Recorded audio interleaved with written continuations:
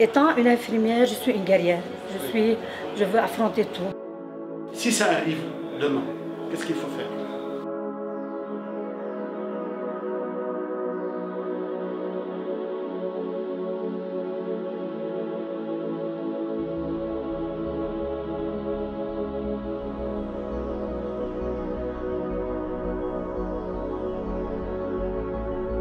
C'est une des résidentes qui ont été atteintes lors de l'explosion en service de pédiatrie. Oui. Donc, indiqué. عنده vertebral fractures, T5 and T6 fractures. Une fracture. Oui. Fracture latérale. T5 et T6. C'est 5, c'est 6. Oui. Sans trouble neuromusculaire. Non, Ok. pas de trouble. Et ça le chagrine. Oui. Ça fait 2 mois, hein, depuis l'explosion, qu'elle est sous traitement médical. Oui, c'est Et vous avez repris une activité? oui, C'est vrai? le 1er octobre. Bravo. Oui. Quel courage, c'est bien. Merci. Quel courage. On a toujours des personnes qui sont en rapport maladie et qui ont besoin de réhabilitation. Et il y a certaines personnes qui ont été blessées mais qui actuellement ont repris leur travail après 2 mois. Oui.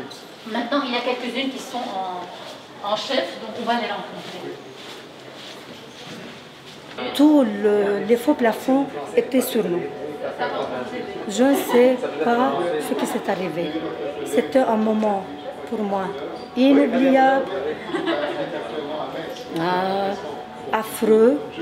Je ne sais pas qu'est-ce qui s'est arrivé. Mais tout, le faux plafond était par terre. Nous sommes tous vivants, grâce à Dieu. Qu'est-ce qui s'est passé, on ne sait pas. Mais où sont nos malades?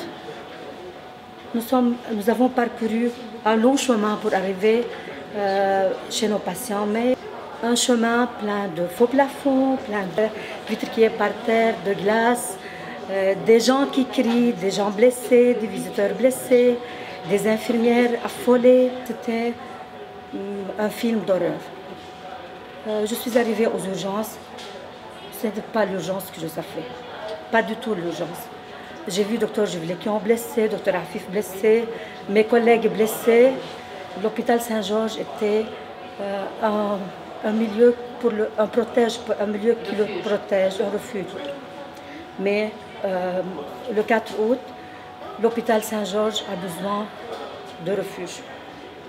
Mais malgré tout ça, moi, mes collègues, ceux qui ne sont pas blessés, nous sommes habitués à donner. Ici, nous sommes les Libanais, des guerriers. Il faut affronter tout. Nous sommes habitués. Étant une infirmière, je suis une guerrière.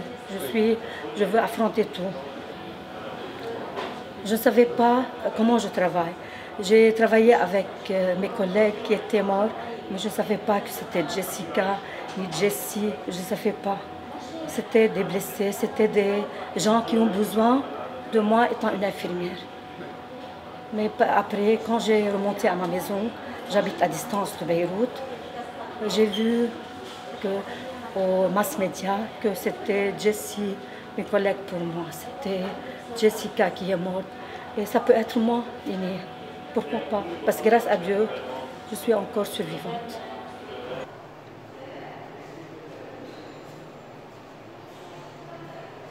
Pour le bébé.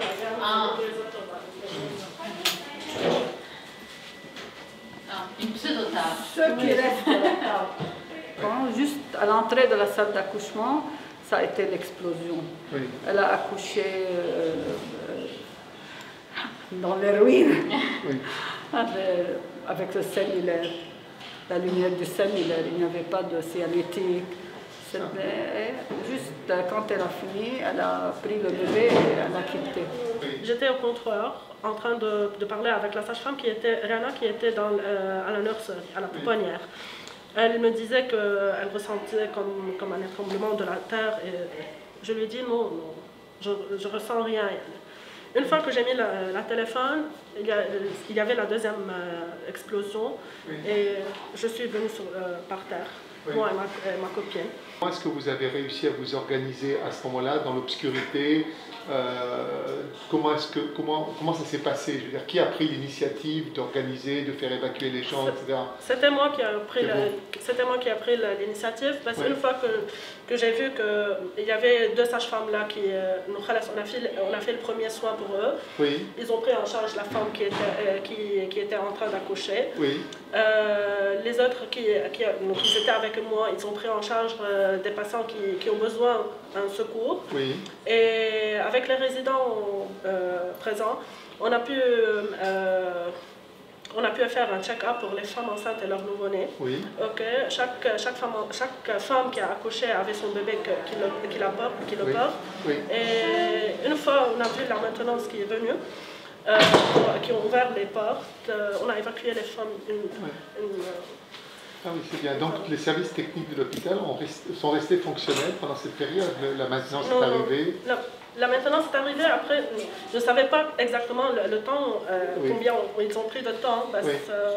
qu'ils sont arrivés. En fait, rien n'était fonctionnel. Oui, oui. Oui. Il n'avait ni d'électricité, Et ni même- des moyens de communication. Oui. On n'arrivait pas à se On parler. utilisait notre téléphone. Oui. Et même l'exit sign Sortie, oui, qui est éteint. était éteint, elle n'existait pas. Ah oui, oui. On a déjà fait des scénarios Ah, d'avant. parfait. D'accord. Une fois que la crise s'est faite, Oui. comme on faisait un petit puzzle, Oui. on prend des notions de là et des notions de là Oui. pour évacuer. Et tout. C'est bien. Oui, c'est parfait. C'est bien. D'où Parce la que c'était une nécessité. théorie, c'était Oui, une théorie, théorie, oui. et jamais on disait que ça va Ça va venir, arriver. ça va arriver. La pratique c'est différent Oui, et bien surtout On faisait des formations pour l'évacuation en cas Oui, d'incendie. C'est ça.